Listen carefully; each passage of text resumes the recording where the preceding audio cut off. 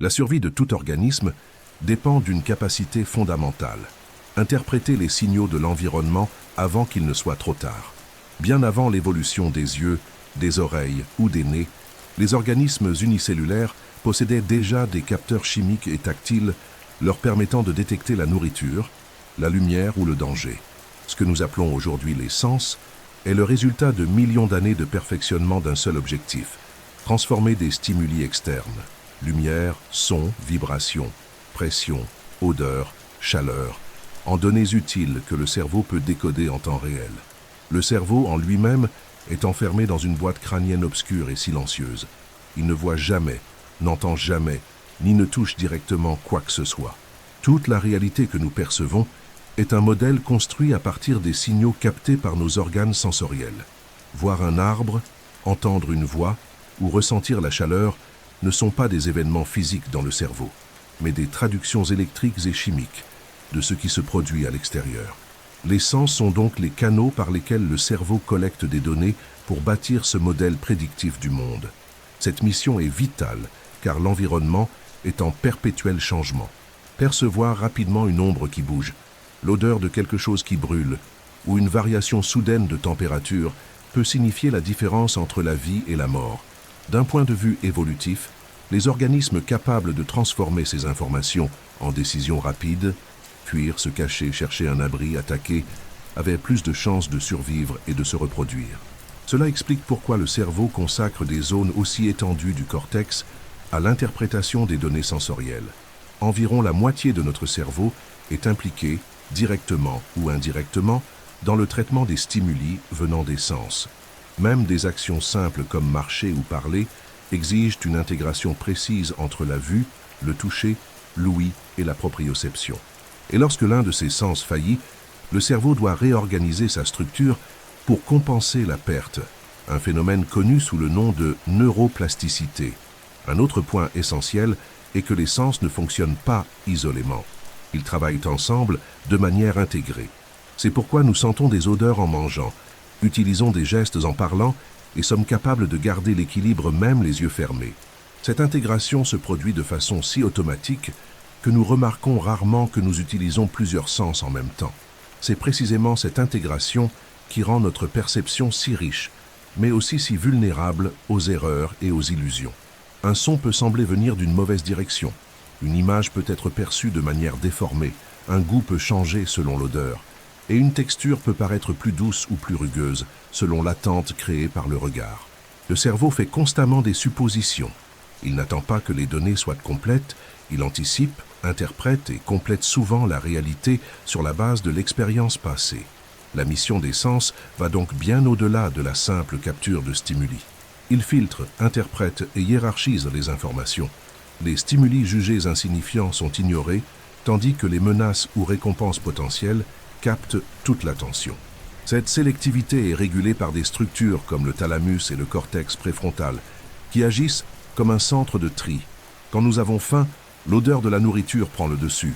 Quand nous avons peur, tout son devient un signal d'alerte.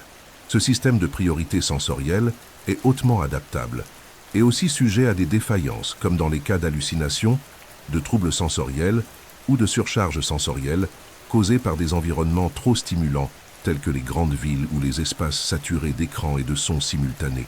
En profondeur, les sens sont comme des antennes prolongées vers l'extérieur du corps. Ils nous relient au monde et, en même temps, nous en protègent.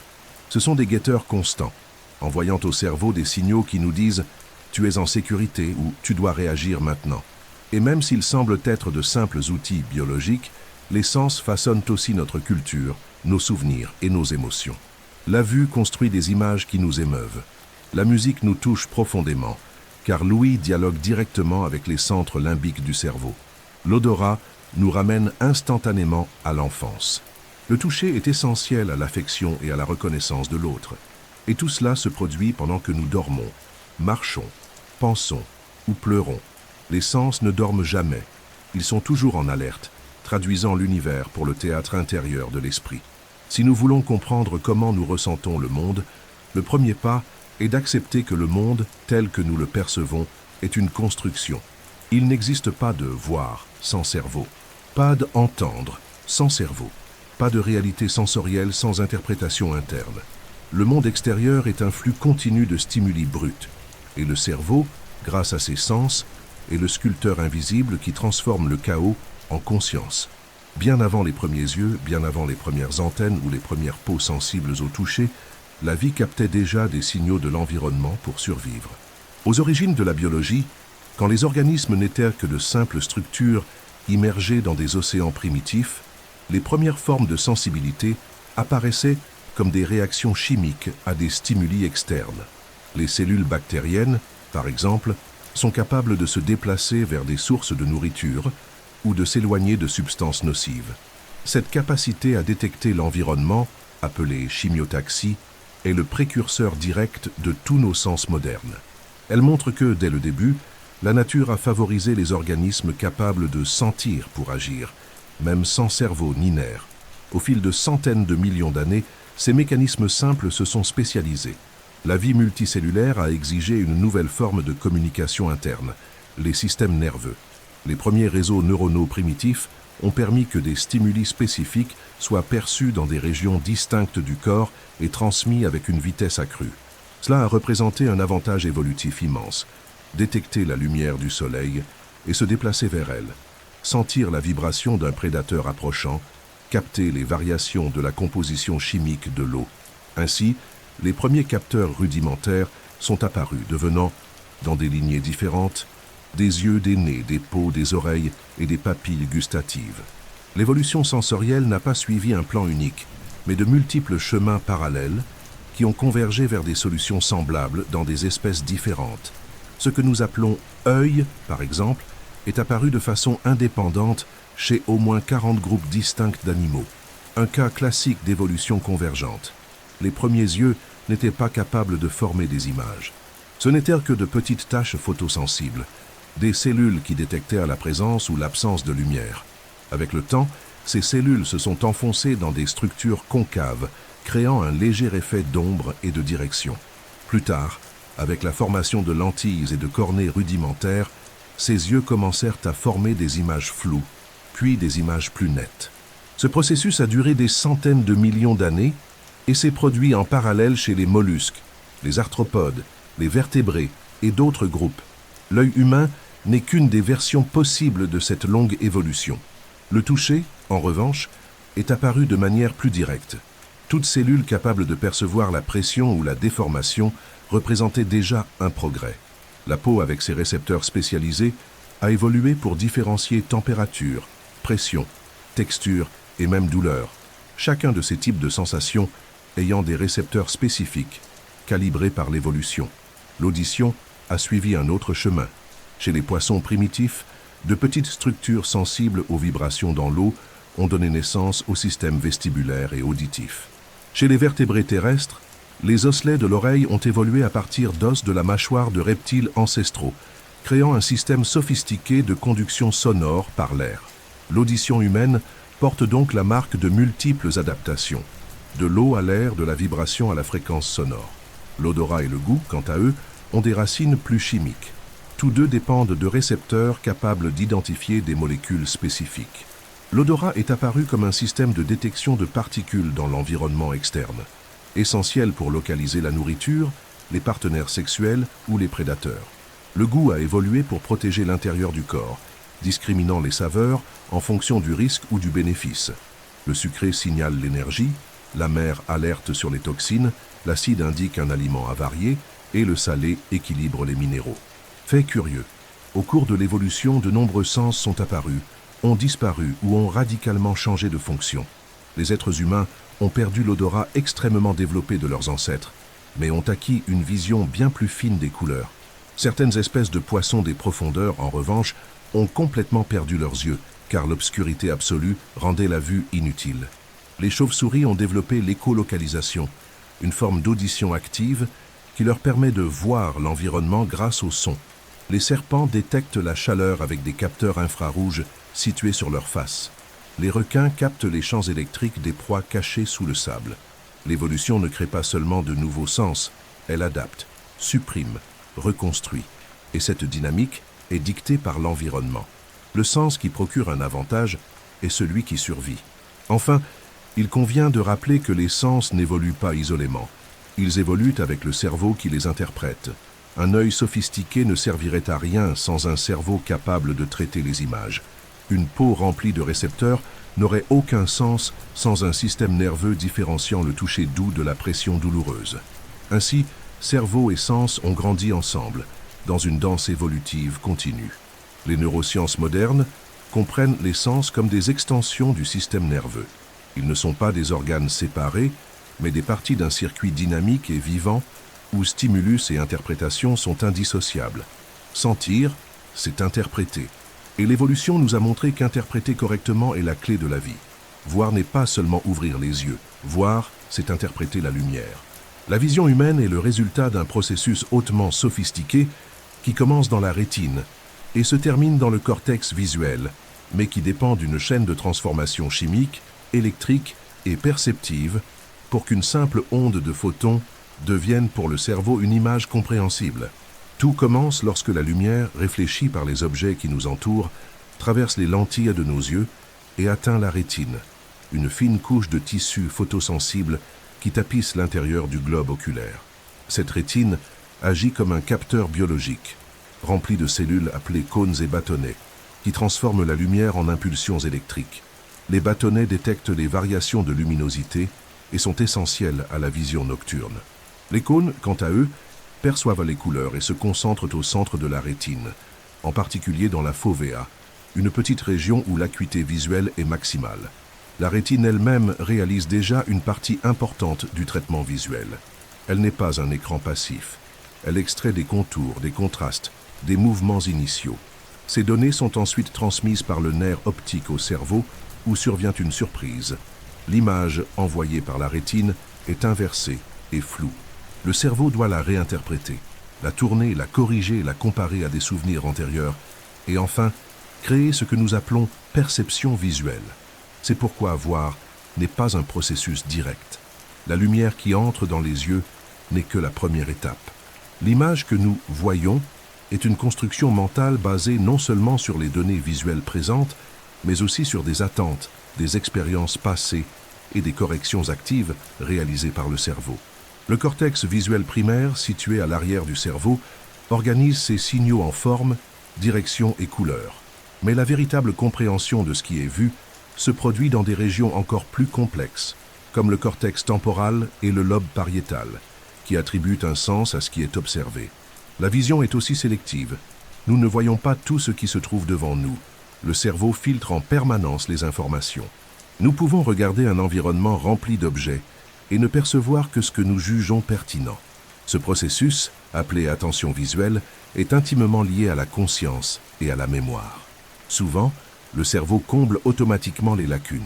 Un exemple simple est le point aveugle, une zone de la rétine dépourvue de photorécepteurs, car c'est là que sort le nerf optique. Et pourtant, nous ne percevons pas de trou dans notre champ visuel. Le cerveau remplit cet espace en fonction de ce qui l'entoure. C'est aussi pourquoi nous arrivons à lire des mots, même avec des lettres manquantes, à reconnaître des visages incomplets ou à imaginer des formes dans des nuages. Il existe un autre phénomène fascinant. L'œil humain est en mouvement constant, même lorsque nous pensons fixer un point. Ces mouvements microscopiques, appelés microsaccades, empêchent l'image de s'éteindre lorsqu'elle reste immobile sur la rétine, car nos photorécepteurs s'adaptent rapidement à la lumière constante. Ce système dynamique de correction est si efficace que la plupart des gens ne remarquent même pas que le monde est actualisé plusieurs fois par seconde. Un autre détail est que la vision n'est pas parfaitement symétrique entre les deux yeux. Chaque œil perçoit un angle légèrement différent, et le cerveau combine ces deux images pour produire la profondeur. Cette vision binoculaire nous permet de percevoir le relief, de calculer les distances et de nous déplacer avec précision, une ressource évolutive cruciale pour les chasseurs, navigateurs et conducteurs. Dans certains cas extrêmes, comme dans la cécité corticale, les yeux continuent à fonctionner parfaitement, mais le cerveau est incapable d'interpréter les signaux visuels. Les patients atteints de cette condition peuvent voir physiologiquement, mais ils ne reconnaissent ni visage, ni objet, ni mouvement.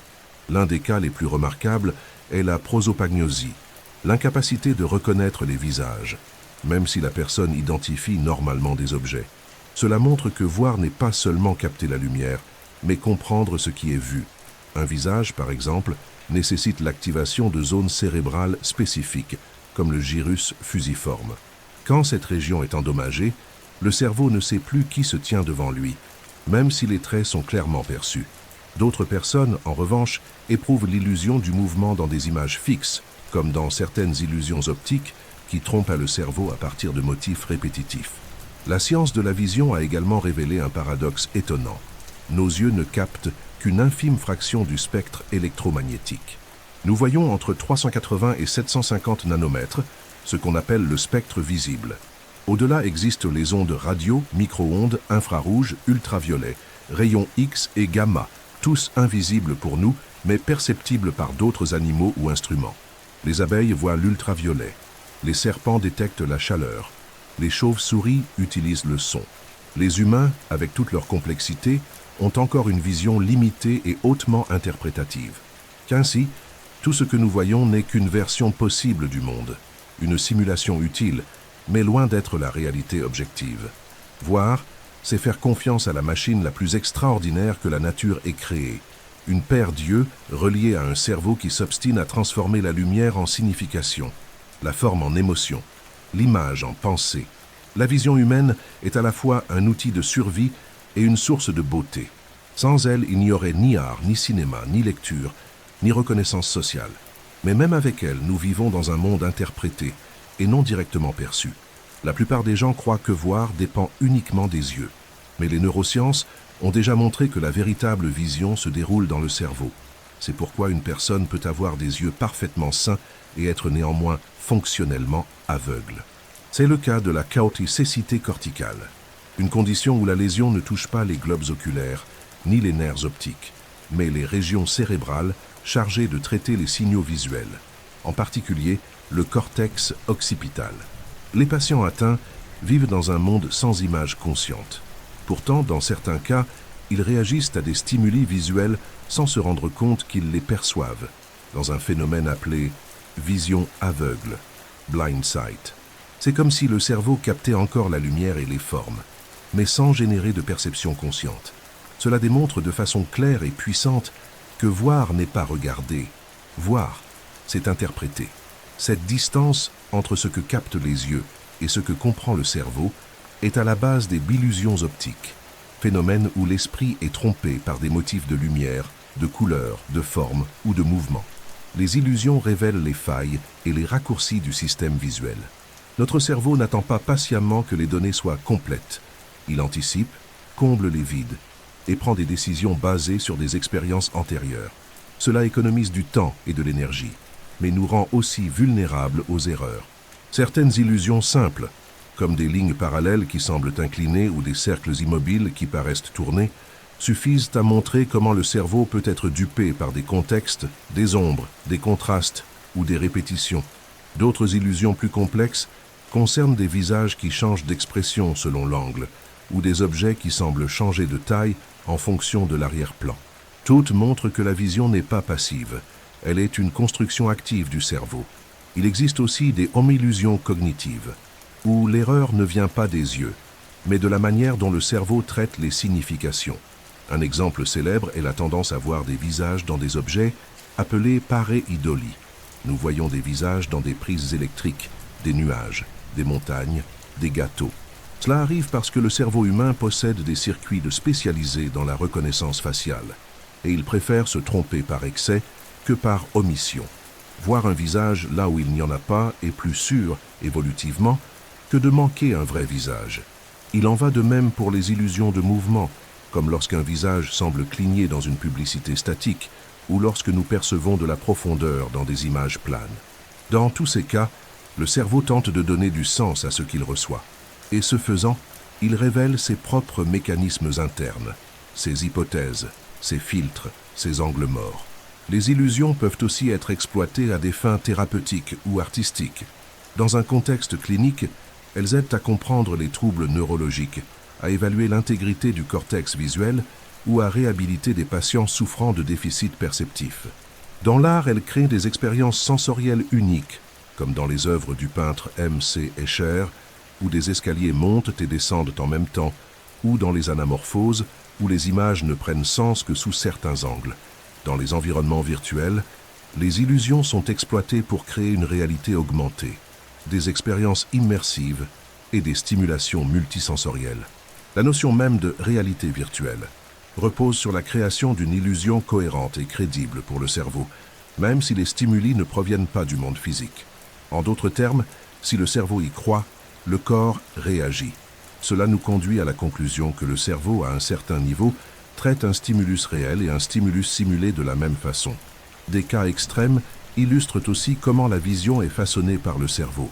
Les personnes nées aveugles et qui recouvrent la vue plus tard après une chirurgie ne peuvent pas voir immédiatement. Leurs yeux fonctionnent, mais le cerveau n'a jamais appris à interpréter les signaux visuels. Elles doivent s'entraîner, parfois pendant des années, pour distinguer les formes, les visages, les distances. Cela prouve que la vision n'est pas innée, elle s'apprend. À l'inverse, les individus qui perdent la vue à cause de lésions corticales rapportent des phénomènes comme des éclairs lumineux, des ombres mouvantes ou des impressions de voir, même dans l'obscurité. On rapporte aussi la cécité attentionnelle, lorsque quelqu'un ne voit pas un élément évident parce qu'il est concentré sur autre chose. Cela se produit car le cerveau privilégie l'attention plutôt que la vision pure. Nous pouvons regarder directement quelque chose et malgré tout, ne pas le voir s'il n'est pas sur notre liste de priorités mentales. Cet univers d'illusions, de cécité sélective et de perception fantôme démontre que voir est bien plus subjectif qu'on ne l'imagine. Ce que nous appelons réalité visuelle est un mosaïque dynamique construite par des millions de neurones en quelques fractions de secondes.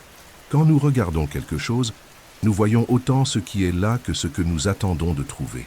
L'image que nous avons du monde est une projection, et cela nous conduit à une question fascinante. Jusqu'à quel point pouvons-nous faire confiance à ce que nous voyons? La science répond avec humilité. Nous voyons assez pour survivre, mais pas assez pour tout comprendre. Le monde que nous voyons est une version possible, et souvent illusoire, de ce qui existe réellement. Le son est une vibration invisible qui voyage dans l'air sous forme d'ondes de pression. Notre oreille est la machine biologique chargée de traduire ces vibrations en signaux électriques compréhensibles par le cerveau. Bien que cela semble simple, entendre une voix, une musique, un tonnerre, le processus auditif implique l'une des structures les plus ingénieuses du corps humain, l'oreille. Divisée en 3 régions, externe, moyenne et interne, elle agit comme un pont entre le monde physique et l'univers neuronal. Le son, en entrant par le pavillon auriculaire, est canalisé jusqu'au tympan, une membrane sensible qui vibre en fonction de la fréquence des ondes sonores. Ces vibrations sont transmises aux plus petits os du corps humain, le marteau, l'enclume et l'étrier. Mesurant à peine 2 à 4 mm, ces osselets amplifient les vibrations et les transmettent à la cochlée, située dans l'oreille interne. La cochlée est une structure spiralée, remplie de liquide et tapissée de milliers de cellules ciliées. Ce sont elles les véritables récepteurs auditifs. Lorsque le liquide de la cochlée se déplace, les cils de ces cellules se plient et déclenchent des signaux électriques transmis par le nerf auditif jusqu'au cerveau. Ce qui est impressionnant, c'est que différentes zones de la cochlée sont sensibles à différentes fréquences, les aigus à la base, les graves au sommet, ce qui permet au cerveau d'identifier les tons avec une précision remarquable. Ce système est si raffiné que nous parvenons à distinguer des voix individuelles dans une foule, à percevoir des nuances musicales et à localiser la provenance d'un son grâce à de minuscules différences de temps et d'intensité entre les deux oreilles. Une ingénierie naturelle si précise qu'elle a inspiré directement microphones, haut-parleurs et écouteurs modernes. Le son est également essentiel à l'équilibre, car l'oreille interne abrite non seulement la cochlée, mais aussi le labyrinthe vestibulaire, un système de canaux semi-circulaires remplis de fluide qui détecte les mouvements de la tête et la position du corps. C'est pourquoi les troubles auditifs entraînent souvent vertige, nausées ou déséquilibre. Au niveau cortical, les signaux auditifs sont traités dans le pacortex auditif primaire, situé dans le lobe temporal. Mais la reconnaissance des voix, de la musique ou des schémas linguistiques fait intervenir des zones encore plus spécialisées, comme le cortex auditif secondaire et les aires de Wernicke et de Broca, responsables de la compréhension et de la production du langage. Ce traitement est si rapide et automatique que nous pouvons suivre des conversations dans des environnements bruyants, reconnaître des accents percevoir des émotions dans l'intonation et même anticiper le mot suivant grâce au contexte. Contrairement à la vision, l'audition ne peut pas être volontairement désactivée. Même en dormant, nos oreilles continuent de fonctionner. C'est pourquoi certains sons nous réveillent instantanément, tandis que d'autres s'intègrent à nos rêves. C'est aussi pour cela que les bébés reconnaissent la voix de leur mère dès la naissance. Ils l'entendaient déjà dans l'utérus. Le son exerce un pouvoir émotionnel profond. Il active directement des structures comme l'amygdale et le hippocampe, liées aux émotions et à la mémoire. C'est pourquoi une musique peut nous faire pleurer, raviver un souvenir précis d'enfance ou provoquer des frissons. Le cerveau humain semble façonné par la musique, ou du moins par la capacité à percevoir des motifs rythmiques et mélodiques. Certaines études suggèrent que la musique a pu évoluer en parallèle avec le langage, comme une forme ancestrale de communication affective. Curieusement, le cerveau peut aussi inventer des sons. Les personnes souffrant de s'acouphènes entendent des bruits inexistants, généralement causés par des lésions des cellules ciliées de la cochlée. Le cerveau tente de compenser l'absence de signal et finit par générer des sons internes. Un exemple de plasticité qui, dans ce cas, entraîne de l'inconfort. On trouve également des hallucinations auditives, fréquentes dans certains troubles psychiatriques, où des voix ou des sons sont perçus sans aucun stimulus réel. Cela démontre que le son, comme la vision, est une construction cérébrale, sujette aux erreurs, aux distorsions et aux interférences. Il existe même le phénomène consistant à percevoir des mots dans des bruits aléatoires. Par exemple, lorsqu'on écoute un enregistrement inversé et qu'on croit distinguer une phrase cachée, ce qui révèle la tendance du cerveau à rechercher des motifs, même sans signification réelle. L'audition est également un sens fortement lié à la vie sociale. La capacité d'entendre avec précision a permis le développement du langage, de la musique, de l'éducation et des relations. Les personnes atteintes de surdité développent des stratégies alternatives, lecture labiale, langue des signes, mais se heurtent à une société conçue pour les entendants. En revanche, beaucoup développent une sensibilité accrue aux vibrations, aux expressions visuelles et aux motifs tactiles. La technologie progresse aussi dans la restauration auditive, grâce aux soins implants cochléaires, qui remplacent partiellement les fonctions de la cochlée et permettent au son d'être directement converti en stimuli électriques pour le nerf auditif. C'est un point de rencontre entre biologie et ingénierie, où la science reconstruit littéralement la perception.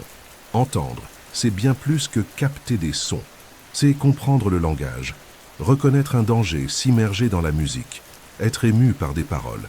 Le son nous relie aux autres, à l'environnement et à nous-mêmes. Et bien qu'invisible, il nous façonne de la naissance à la vieillesse. L'audition est invisible mais essentielle, et l'oreille humaine, avec son labyrinthe délicat et son dialogue constant avec le cerveau, est l'une des plus extraordinaires fenêtres que nous ayons sur le monde. Le cerveau humain ne se contente pas de décoder les sons externes. Il les crée, les déforme et les interprète de manières inattendues. C'est pourquoi, parfois, nous entendons ce qui n'existe pas. Nous percevons des paroles dans des bruits aléatoires ou avons l'impression qu'un son se déplace alors qu'il provient d'un point fixe. Ces phénomènes, appelés illusions auditives, révèlent la complexité de l'audition en tant qu'expérience cérébrale et non seulement sensorielle. L'une des plus connues est l'effet Shepard, où une séquence de tons donne l'impression de monter à l'infini. Un trompe-l'oreille acoustique comparable à un escalier de Penrose sonore. Un autre exemple est le effet McGurk, qui montre comment la vision interfère avec l'audition. Quand nous voyons une personne articuler une syllabe, mais que nous en entendons une autre, le cerveau en crée une troisième inexistante. Cela prouve qu'entendre est souvent une expérience multimodale. Il existe aussi des illusions spatiales, comme le méfait Aswa, qui nous fait percevoir la provenance d'un son en fonction de micro-différences de temps entre les deux oreilles. Grâce à ce mécanisme, nous pouvons localiser l'origine d'un bruit avec une précision millimétrique, une capacité cruciale pour détecter les prédateurs ou trouver de l'eau. Dans les environnements modernes, ce système peut être trompé par des réverbérations ou des sons artificiels. Avec des écouteurs produisant un audio binaural, par exemple, nous avons la sensation d'être entourés de sons en 3 dimensions, même les yeux fermés. L'ingénierie sonore exploite ce phénomène pour créer des expériences immersives, notamment dans les jeux vidéo, le cinéma et la réalité virtuelle. Mais toutes les perceptions auditives atypiques ne sont pas inoffensives. Beaucoup de personnes vivent avec des acouphènes persistants, caractérisés par la perception constante de sons, sifflements, bourdonnements, moteurs imaginaires, même en l'absence de tout stimulus externe. On estime que plus de 10% de la population mondiale en souffre, avec une intensité allant de la simple gêne à une véritable torture. Ce phénomène apparaît souvent après une exposition prolongée à des sons intenses, avec l'âge ou à cause de lésions de l'oreille interne. Quand les cellules ciliées meurent ou se détériorent, le cerveau tente de compenser le manque de signal en amplifiant le bruit de fond neuronal, transformant cet écho interne en son permanent. Ce n'est pas une hallucination au sens classique, mais un artefact de la plasticité cérébrale qui tente de combler un vide sensoriel. Un autre phénomène intrigant est celui des voix fantômes ou hallucinations auditives verbales. Bien qu'elles soient souvent associées à des troubles psychiatriques comme la schizophrénie, elles apparaissent aussi chez des individus sans diagnostic, notamment en cas de privation sensorielle, de stress extrême, de deuil ou d'insomnie. Certains entendent leur prénom, des murmures au moment de s'endormir ou des phrases entières sorties de nulle part. Les neurosciences explorent ces expériences avec prudence, car elles révèlent comment le cerveau peut générer du langage et des sons sans stimulation externe. Des régions comme le gyrus temporal supérieur peuvent s'activer de façon interne, produisant l'impression d'un son entendu. Parfois, le cerveau attribue ces voix à une source extérieure. Parfois, l'individu reconnaît qu'elles proviennent de son esprit. Les illusions auditives font aussi partie de l'art et de la culture.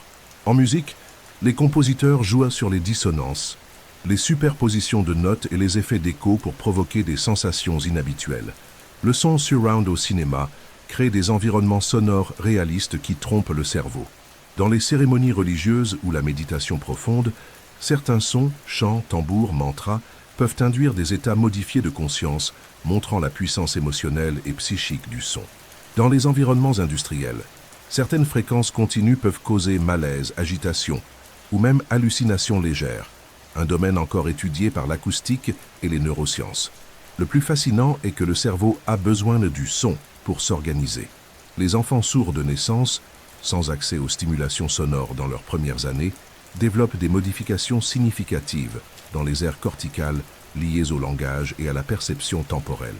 Cela montre que le son ne sert pas seulement à entendre, mais à structurer l'esprit, le temps, le rythme interne.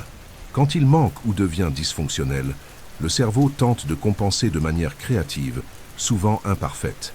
C'est pourquoi le silence absolu peut être inconfortable pour certains, tandis que d'autres entendent des sons inexistants, comme tentative de maintenir l'activité cérébrale.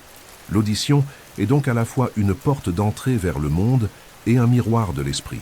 Et lorsque le son se comporte de façon inhabituelle, par illusion, par compensation ou par excès, il nous révèle un portrait fidèle du fonctionnement cérébral. Ce que nous entendons n'est pas seulement vibration, c'est interprétation, attente, mémoire et parfois pure création interne. Le son peut guérir, déranger, guider ou tromper, mais dans tous les cas, il démontre que le cerveau est un chef d'orchestre invisible, capable de diriger des symphonies réelles et imaginaires dans un univers où le silence, rarement, est absolu. Avant que les yeux ne captent la lumière ou que les oreilles ne perçoivent le son, les premiers êtres vivants sentaient déjà le monde par l'odorat.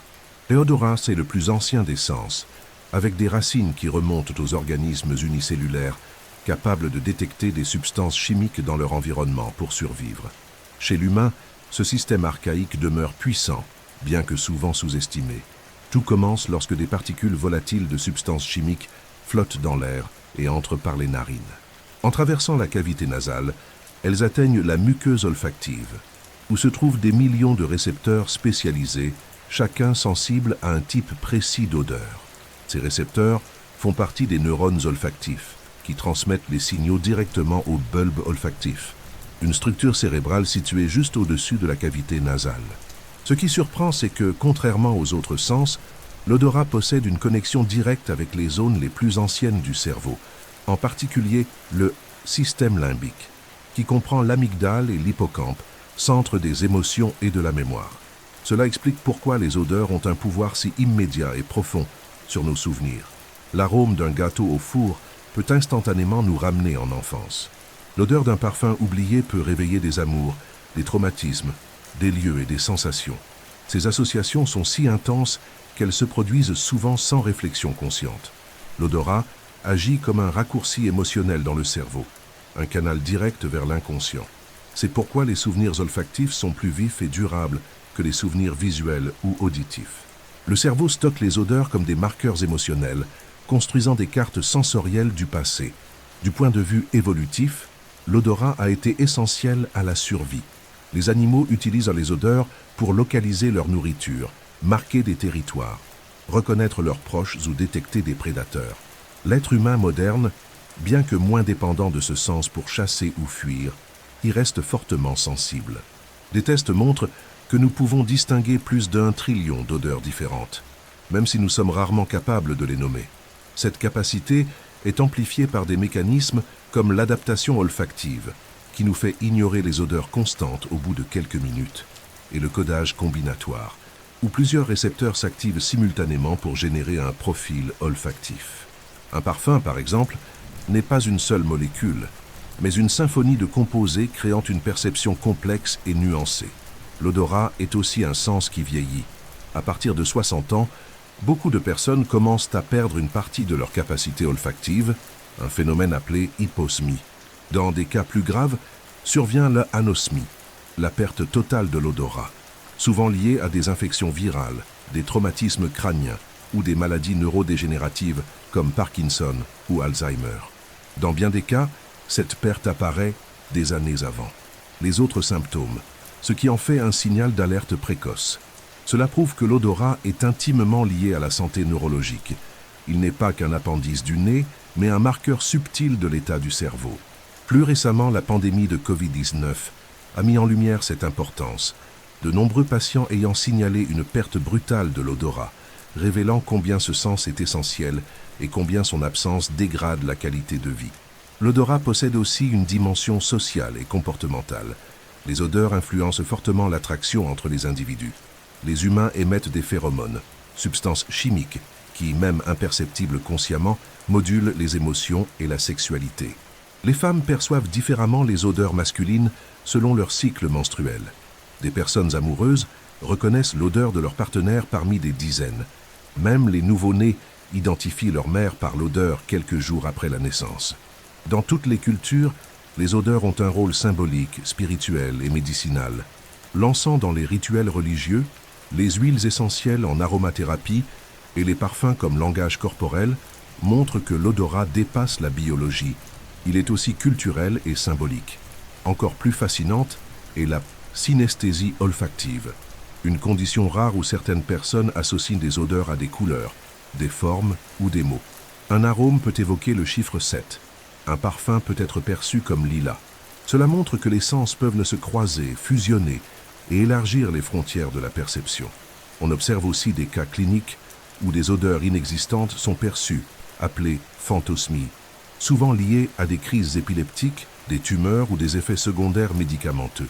Cela confirme que l'odorat, bien qu'il dépende de molécules extérieures, peut aussi être déclenché par des stimulations purement cérébrales. Une odeur peut donc exister sans source, comme mémoire, hallucination ou émotion. En fin de compte, l'odorat nous rappelle que l'invisible se ressent aussi. Il nous relie au monde de manière intime et instinctive. Nous ne voyons pas les odeurs, nous ne les touchons pas, mais elles façonnent profondément notre façon de vivre, de nous relier aux autres et de nous souvenir. Le nez, avec son appareil microscopique et sa connexion directe au cœur émotionnel du cerveau, est bien plus qu'un filtre à air. C'est un oracle sensoriel, un gardien de la mémoire, un murmure chimique du monde vers l'âme. L'absence d'un sens toujours présent révèle brutalement son importance. Quand nous perdons l'odorat, même temporairement, le monde devient plat, terne, comme s'il perdait une dimension. Ce phénomène, appelé anosmie, peut sembler moins grave que la cécité ou la surdité, mais ses conséquences émotionnelles et sociales sont profondes. Les aliments perdent leur goût, les environnements deviennent indistincts, et le corps ne reçoit plus de signaux subtils de danger, de plaisir ou de réconfort. Les personnes anosmiques rapportent dépression, isolement et un sentiment de déconnexion, car l'odorat n'est pas seulement un sens, c'est un système d'orientation affective. Sa perte brise ce lien silencieux avec le monde. La science reconnaît aujourd'hui que l'anosmie peut être un marqueur précoce de maladies graves comme Alzheimer et Parkinson, ou un symptôme neurologique post-viral, comme on l'a vu massivement pendant la Covid-19. Mais ce n'est pas seulement l'absence qui intrigue. Le monde des odeurs invisibles est vaste et mystérieux. L'un des aspects les plus fascinants est celui des hauts phéromones, substances chimiques produites par un organisme et provoquant des réponses comportementales chez un autre de la même espèce. Chez les insectes, leur effet est bien connu. Les fourmis suivent des pistes chimiques. Les papillons de nuit détectent des partenaires à des kilomètres. Les abeilles organisent leurs ruches grâce à des signaux odorants. Chez les mammifères, les phéromones influencent aussi la sexualité, la territorialité et la reconnaissance sociale. Mais qu'en est-il des humains? Bien que l'organe voméronasal, spécialisé dans la détection des phéromones, soit actif chez beaucoup d'animaux, son rôle chez l'homme reste controversé. Pourtant, des preuves montrent que des signaux olfactifs subtils influencent notre humeur, notre attraction et même certaines décisions inconscientes. Des expériences ont démontré, par exemple, que les femmes préfèrent l'odeur d'hommes, ayant un système immunitaire génétiquement différent du leur, un mécanisme biologique favorisant la diversité génétique des enfants. D'autres études montrent que les bébés reconnaissent leur mère par l'odeur avant même de développer leur vision. Même la sueur transporte des indices émotionnels. Il est possible de distinguer l'odeur de la peur, de la colère ou de la joie. Tout cela se passe en dehors de la conscience. Le cerveau interprète et réagit à ces messages chimiques sans que nous en ayons conscience. L'odorat est donc un langage silencieux et primitif qui guide nos actions sans passer par la raison. C'est comme si nous étions reliés par des sentiers invisibles de signification. La technologie olfactive commence à explorer cet univers. De nouveaux dispositifs cherchent à capter, synthétiser et transmettre les odeurs de façon numérique, ce qui pourrait révolutionner les environnements virtuels. Imaginez sentir l'odeur d'une forêt dans un documentaire ou celle d'un plat dans un tutoriel culinaire. Le marketing exploite déjà l'olfaction dans les magasins, hôtels ou voitures, associant des arômes spécifiques à des sensations de luxe, de propreté ou de désir. Mais il existe aussi des dangers. La manipulation inconsciente des comportements par les odeurs pose des questions éthiques. Si quelque chose d'invisible peut influencer nos choix à notre insu, jusqu'où sommes-nous vraiment libres? Au-delà des phéromones, d'autres odeurs imperceptibles influencent notre santé. Les composés organiques volatiles, émis par les meubles, peintures ou produits de nettoyage, souvent indétectables consciemment, peuvent déclencher allergies, maux de tête ou maladies chroniques.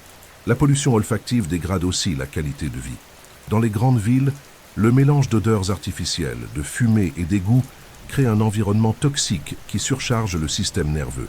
Dans la nature, au contraire, les odeurs sont subtiles, organisées et riches en informations. L'odeur de la terre mouillée, par exemple, provient d'une substance appelée géosmine, produite par des bactéries du sol.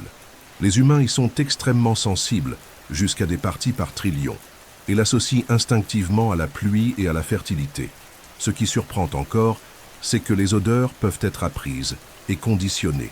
Une odeur neutre peut devenir agréable ou repoussante selon l'expérience associée. Cela arrive parce que le bulbe olfactif est directement relié à la hippocampe, zone de la mémoire. Un traumatisme peut transformer un parfum en déclencheur émotionnel. Un souvenir amoureux peut éterniser l'odeur d'un lieu. Cette plasticité olfactive montre que l'odeur n'est pas dans l'air mais dans le cerveau. Elle est une interprétation chargée d'affect, de contexte et de temps. C'est pourquoi une odeur peut nous faire pleurer sans que nous sachions pourquoi. En définitive, l'odorat nous rappelle qu'il existe bien plus dans le monde que ce que nous voyons ou entendons. Il nous relie à l'invisible, à la mémoire, à l'instinct, à l'autre.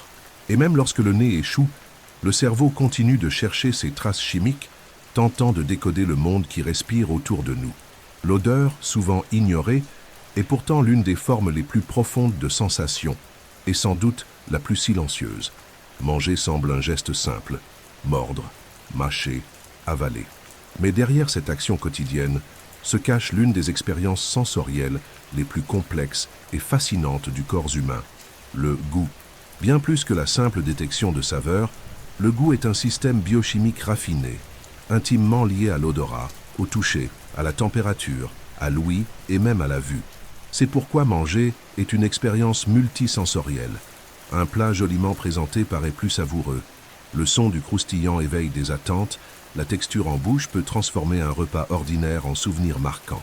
Au centre de ce système se trouve la langue, organe musculaire qui, en plus d'articuler les mots, est recouverte de milliers de structures sensorielles, appelées papilles gustatives.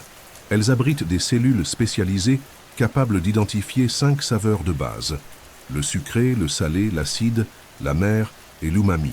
Contrairement à ce que l'on pensait autrefois, ces saveurs ne sont pas réparties en zones distinctes sur la langue, mais dispersées sur toute la cavité buccale, y compris la gorge et l'intérieur des joues. Chacune a une fonction évolutive précise. Le sucré signale la présence de glucides, source d'énergie rapide. Le salé indique des minéraux essentiels comme le sodium. Le acide alerte sur des aliments potentiellement avariés ou fermentés. Chalasmer agit comme système de défense contre les toxines, beaucoup de substances vénéneuses étant amères. Enfin, le umami, identifié au début du XXe siècle, révèle la présence d'acides aminés, tels que le glutamate, abondant dans les viandes, bouillons et fromages affinés. Saveur fortement associée à la satiété et au contentement. Lorsque nous mangeons, les composés chimiques des aliments se dissolvent dans la salive et entrent en contact avec les récepteurs gustatifs. Ces derniers envoient des signaux au cerveau via les nerfs crâniens, en particulier le bas nerf facial, le glossopharyngien et le nerf vague. Les informations convergent vers des zones comme le bas noyau du tractus solitaire, le bas thalamus et le bas cortex gustatif, où elles s'intègrent à celles de l'odorat et du toucher. Voilà pourquoi la perte d'odorat altère drastiquement la perception des saveurs, phénomène courant lors de rhume, sinusite ou infections virales comme la Covid-19. Privé d'odeur, le goût paraît fade, car ce que nous appelons saveur est en réalité une combinaison étroite d'arômes et de goûts. La température joue aussi un rôle essentiel. Des aliments très chauds ou très froids activent des récepteurs thermiques et tactiles qui modulent la perception gustative. Une glace trop froide paraît moins sucrée qu'elle ne l'est, tandis qu'un café brûlant accentue l'amertume. La texture est tout aussi déterminante. Croquant d'un biscuit, onctuosité d'une purée, viscosité d'une sauce, autant d'éléments qui façonnent le plaisir gustatif. Même les sons de la mastication influencent notre cerveau, activant les zones de la récompense et expliquant pourquoi certaines vidéos ASMR culinaires procurent détente et plaisir. Le goût, toutefois, n'est pas figé. Il évolue tout au long de la vie. Les enfants, hypersensibles à la mer, recherchent instinctivement le sucré, protection évolutive contre les toxiques et source d'énergie rapide en pleine croissance. Avec l'âge, l'expérience, la culture et l'émotion, les préférences se modifient.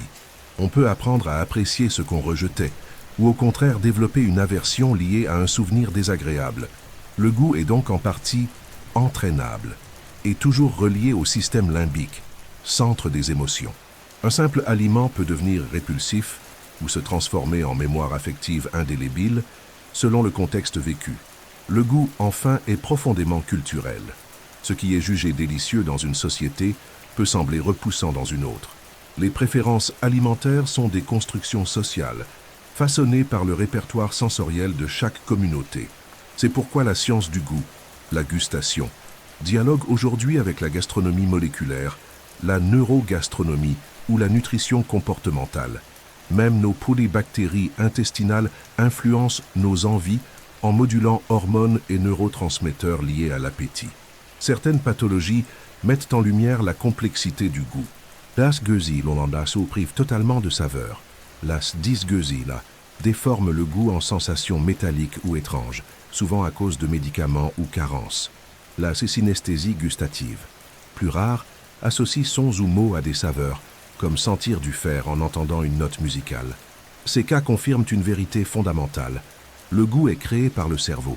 Le goût humain ne se limite donc pas à 5 saveurs.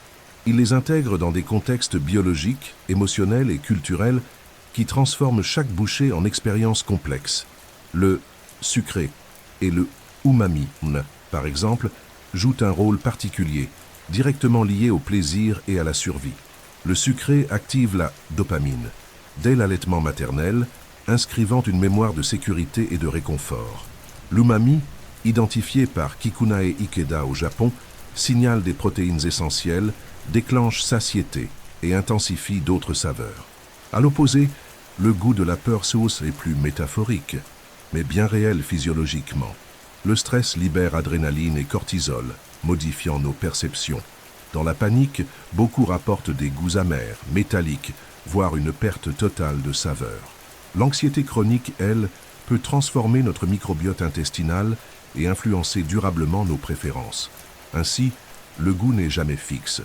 Il reflète notre état intérieur, nos gènes, notre âge et nos émotions. La vue, la couleur, le son, la mémoire influencent aussi la saveur. Un jus coloré différemment peut sembler plus sucré ou plus acide. La même substance, servie dans un contexte sensoriel différent, est perçue autrement. Des expériences immersives exploitent déjà ces phénomènes, transformant les repas en aventures multisensorielles. Même avant la naissance, notre cerveau stocke des mémoires gustatives inconscientes. L'alimentation maternelle façonne les goûts du bébé, créant des préférences précoces. Plus tard, un plat de l'enfance peut susciter une nostalgie immédiate. Le goût est donc à la fois biologie et biographie. En définitive, manger n'est pas seulement nourrir le corps. C'est une conversation silencieuse entre molécules et neurones. Le goût révèle qui nous sommes, ce que nous avons vécu et ce que nous désirons. Chaque bouchée est une expérience chimique, culturelle et émotionnelle, un langage sensoriel par lequel le cerveau savoure le monde. Le toucher est le premier sens à se former chez l'embryon et le dernier à nous quitter à la mort. Il nous accompagne avant même que nous ouvrions les yeux ou que nous entendions le premier son. Il est présent de la tête aux pieds, réparti sur la peau, le plus grand organe du corps humain. Plus qu'une barrière protectrice, la peau est un vaste réseau sensoriel, une carte tactile du monde qui transforme pression, texture, chaleur, froid et douleur en impulsions électriques décodées par le cerveau. Chaque centimètre carré de peau contient des milliers de récepteurs sensoriels spécialisés. Les corpuscules de Meissner pour le toucher léger et la vibration, les corpuscules de Pacini pour la pression profonde, les thermorécepteurs pour détecter les variations de température et les nocicepteurs pour identifier les stimuli douloureux.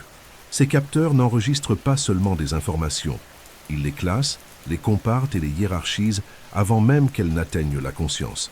Au moindre contact, le vent qui effleure le visage, une étreinte chaleureuse, la chaleur d'une tasse, le corps déclenche une chaîne de signaux électriques qui parcourent les nerfs périphériques, pénètrent la moelle épinière et remontent jusqu'au cerveau. Là, le cortex somatosensoriel organise ses sensations en une véritable carte corporelle, connue sous le nom de homoncule sensitif. Les parties du corps les plus riches en terminaisons nerveuses, comme les lèvres, les mains et les doigts, occupent des zones cérébrales disproportionnées. Cela explique pourquoi nous pouvons sentir des détails minuscules avec le bout des doigts, distinguer des textures avec les lèvres et différencier avec précision millimétrique un contact sur des régions distinctes de la peau. La répartition tactile n'est pas démocratique. Elle reflète l'importance fonctionnelle et émotionnelle de chaque partie du corps. Les pieds ressentent pour nous maintenir debout. Les mains ressentent pour explorer le monde. La bouche ressent pour protéger ce qui entre dans l'organisme. Le toucher est également le seul sens qui agit de manière bidirectionnelle. Il n'informe pas seulement sur le monde. Il exprime aussi des émotions. La caresse transmet de l'affection. La poignée de main communique une intention. Le baiser, l'accolade, la main posée sur l'épaule, tous sont des codes sociaux, des outils de langage non verbal profondément enracinés dans la biologie et la culture. Des études montrent que le contact humain libère de l'ocytocine, l'hormone de l'amour, en plus de réduire le stress, d'abaisser la tension artérielle et de renforcer l'immunité. Les bébés privés de contact présentent des retards de développement. Les personnes âgées qui reçoivent des massages ou des gestes affectueux dorment mieux, se sentent moins seules et déclarent un plus grand bien-être. Le toucher est donc un canal émotionnel, reliant corps et esprit dans un langage silencieux, de présence et de soin. D'un point de vue évolutif, le toucher a toujours été essentiel à la survie. Il permet de détecter la chaleur du feu, le froid de l'eau, la rugosité d'une surface dangereuse. Il nous alerte des coupures, piqûres, brûlures et infections avant que le dommage ne s'aggrave. Mais le toucher est aussi hautement adaptable. Les personnes qui perdent la vue développent une sensibilité tactile accrue. Les lecteurs de braille entraînent leur cerveau à transformer de petites saillies en mots et en significations. Cela est possible parce que le cortex somatosensoriel est plastique. Il se réorganise selon l'usage et la nécessité. Un violoniste aura des zones cérébrales plus vastes, dédiées aux doigts de la main gauche par exemple. Les amputés, quant à eux, peuvent ressentir un membre fantôme, preuve que la carte tactile persiste dans le cerveau même lorsque le corps physique n'est plus là. Le toucher peut aussi être trompé. Des expériences avec des illusions tactiles montrent que le cerveau peut être amené à croire qu'un objet artificiel fait partie du corps, comme dans la fameuse expérience de la main en caoutchouc, où un contact simultané sur une main factice et la main réelle génère la sensation de posséder cette main artificielle. Cela suggère que le toucher est une composante fondamentale de l'image corporelle. Si le cerveau ressent quelque chose comme sien, il l'intègre au « moi ». A l'inverse, certains troubles neurologiques provoquent une dépersonnalisation tactile, où la personne ne reconnaît pas certaines parties de son propre corps ou ressent des contacts inexistants. Un phénomène dévastateur pour l'identité et l'intégrité psychique. Au-delà du contact conscient, il existe le toucher passif et continu, comme la sensation des vêtements sur la peau, le contact du sol sous les pieds ou le matelas qui soutient le corps pendant le sommeil. Le cerveau filtre ces informations en permanence pour éviter une surcharge sensorielle. Cela nous permet de nous concentrer sur des stimuli pertinents, comme la piqûre d'un moustique ou la pointe d'un objet tranchant.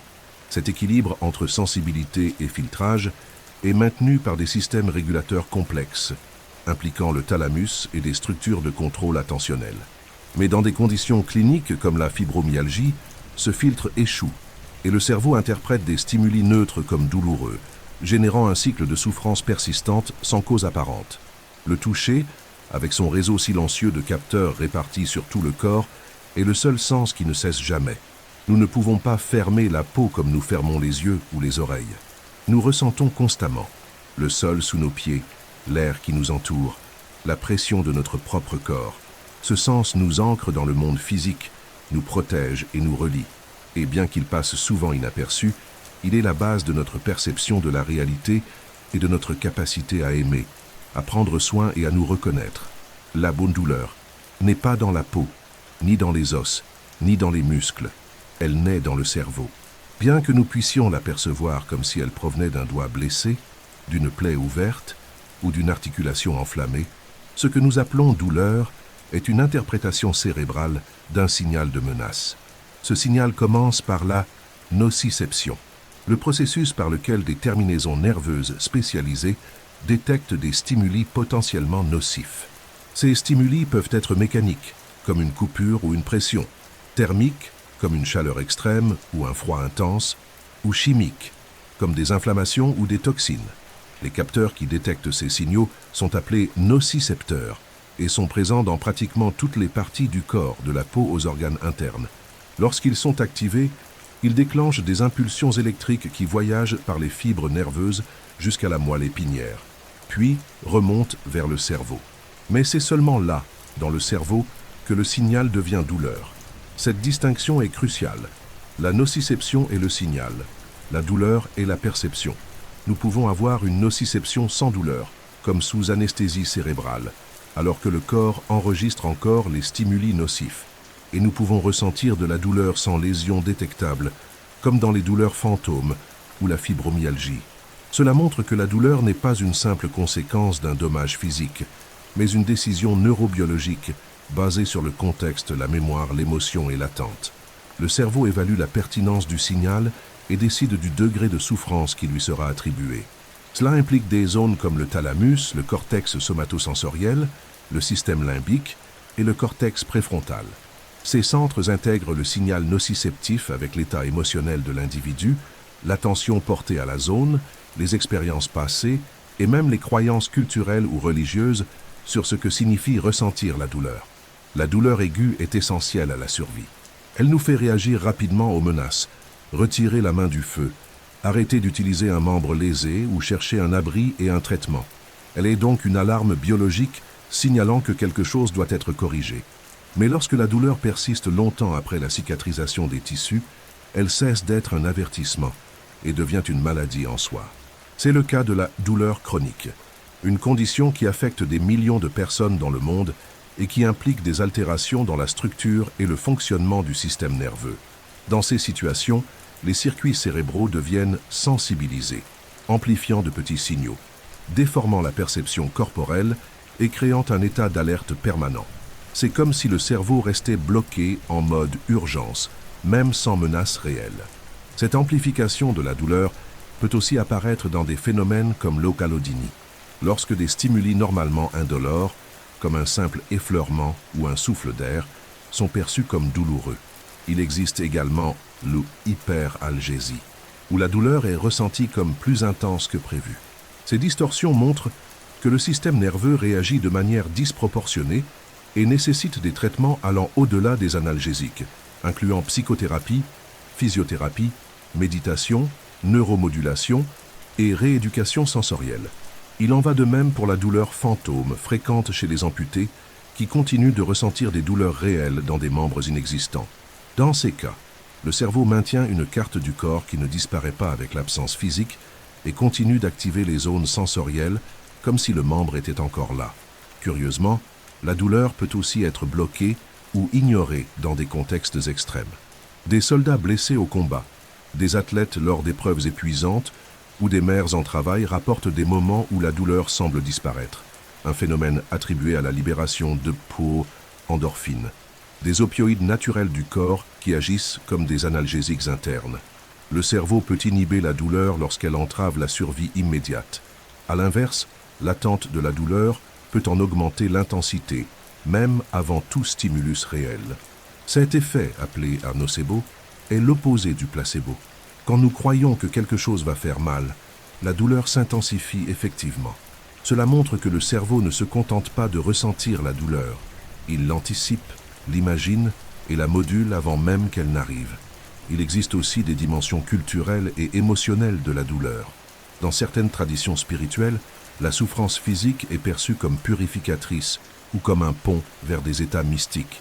Dans des rituels religieux ou des pratiques ascétiques, la douleur est volontairement recherchée comme moyen de transcendance.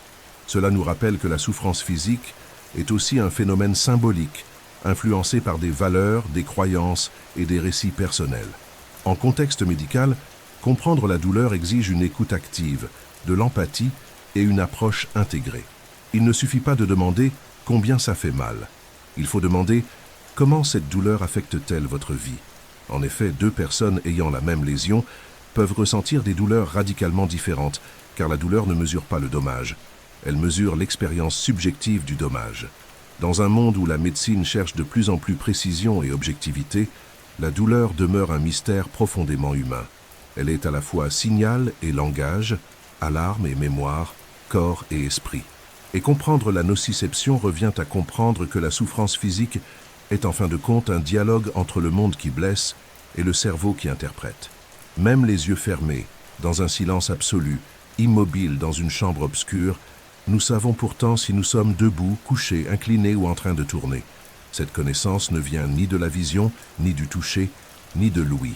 Elle provient d'un système invisible, silencieux et incroyablement sensible situé dans la tête, plus précisément dans l'as oreille interne.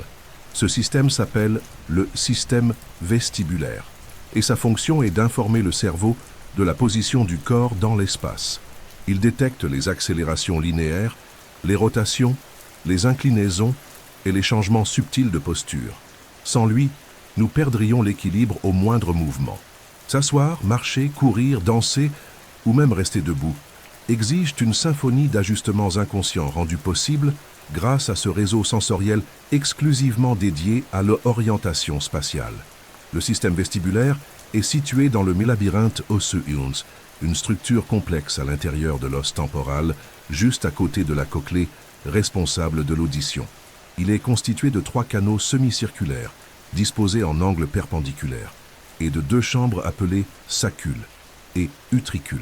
Les canaux semi-circulaires détectent les mouvements de rotation de la tête, comme tourner sur soi-même ou faire une roulade, tandis que le saccule et l'utricule perçoivent les mouvements linéaires et la position statique, comme monter dans un ascenseur ou incliner la tête vers l'avant. Ces composants sont remplis de liquide et tapissés de cellules ciliées sensibles au déplacement de ce fluide. Lorsque la tête bouge, le liquide à l'intérieur se déplace et plie les cils des cellules, générant des signaux électriques envoyés au cerveau. C'est comme un niveau à bulles microscopiques qui réagit à chaque inclinaison avec une précision millimétrique. Ces signaux sont traités par les noyaux vestibulaires situés dans le tronc cérébral, qui intègrent ces informations avec les données visuelles, tactiles et proprioceptives. À partir de là, le cerveau commande des ajustements musculaires en temps réel pour maintenir le corps en équilibre. Une simple irrégularité du sol suffit à activer toute cette chaîne. Yeux, labyrinthe, muscles et articulations travaillent ensemble pour éviter la chute. Dans des situations plus complexes, comme marcher sur un pont suspendu ou tourner dans des montagnes russes, le système vestibulaire est sollicité intensément.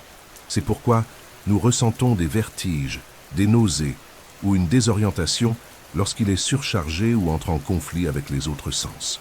Par exemple, lire un livre dans une voiture en mouvement peut provoquer un malaise. Les yeux informent le cerveau que nous sommes immobiles, tandis que le labyrinthe signale que nous bougeons. Ce conflit sensoriel est à la base du mal des transports, une condition que certains scientifiques considèrent comme un mécanisme évolutif de protection contre les poisons. Dans le passé, après ingestion d'une substance neurotoxique, le cerveau pouvait interpréter ces conflits sensoriels comme un signe d'empoisonnement et déclencher le vomissement.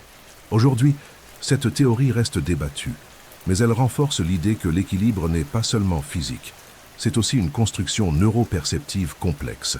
Le système vestibulaire est également lié au CMO, réflexe oculomoteur, ce qui signifie que les mouvements des yeux s'ajustent automatiquement à ceux de la tête. Ce réflexe est si rapide et précis que nous pouvons lire même en marchant ou en bougeant la tête. Une prouesse biomécanique silencieuse, mais indispensable à la navigation dans le monde. Les troubles du système vestibulaire entraînent des symptômes comme vertige, déséquilibre, vision floue, difficulté de concentration et parfois crise de panique. La saplabyrinthite, par exemple, est une inflammation temporaire de cette région, provoquant vertige intense et perte de stabilité. D'autres conditions plus graves, comme la maladie de Ménière, impliquent des épisodes récurrents de vertige, d'acouphènes et de perte auditive, et restent difficiles à traiter. Chez les personnes âgées, l'affaiblissement naturel de ce système est l'une des principales causes de chute, un problème de santé publique aux implications directes sur l'autonomie et la qualité de vie. Quant aux astronautes, l'absence de gravité bouleverse complètement le système vestibulaire, causant désorientation et nécessitant une réadaptation neurosensorielle pour maintenir l'équilibre en microgravité. La science explore des moyens d'entraîner et même de remplacer le système vestibulaire en cas de lésion. Les thérapies de rééducation vestibulaire utilisent des stimuli répétés et des mouvements spécifiques pour rééduquer le cerveau à traiter correctement les signaux d'équilibre. Dans les cas extrêmes, des technologies comme les implants vestibulaires sont en développement, inspirées des implants cochléaires utilisés contre la surdité. Ces avancées montrent que, même pour un sens aussi caché et automatique que l'équilibre, il existe une possibilité de réinvention et de récupération. Mais elles soulignent également que notre perception de l'espace et du corps dépend fortement de mécanismes opérant sous le seuil de la conscience, des capteurs internes qui savent, dans un silence absolu, où se trouve le sol, où se trouve le ciel et où nous sommes nous-mêmes. Le système vestibulaire, bien que rarement évoqué, est l'encre invisible qui nous maintient debout dans le monde.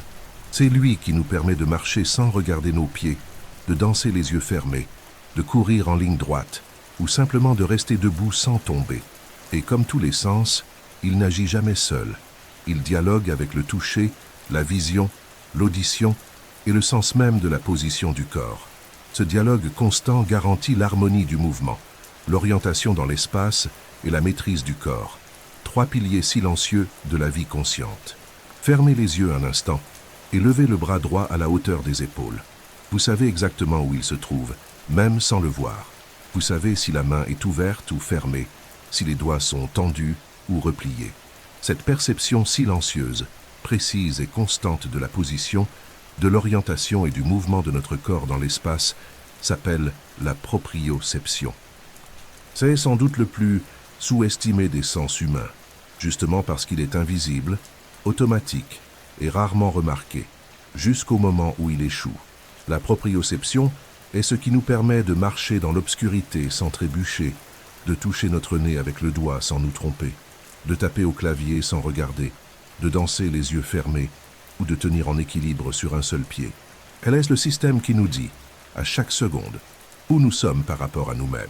Contrairement à la vision ou à l'audition, qui dépendent de stimuli externes comme la lumière ou le son, la proprioception est un sens interne, basé sur des capteurs situés dans les muscles, tendons et articulations. Ces capteurs, appelés fuseaux neuromusculaires et organes tendineux de Golgi, détectent les étirements, tensions et compressions des tissus. Lorsqu'un muscle se contracte ou s'étire, ces récepteurs envoient des signaux électriques par les nerfs périphériques jusqu'à la moelle épinière et le cerveau.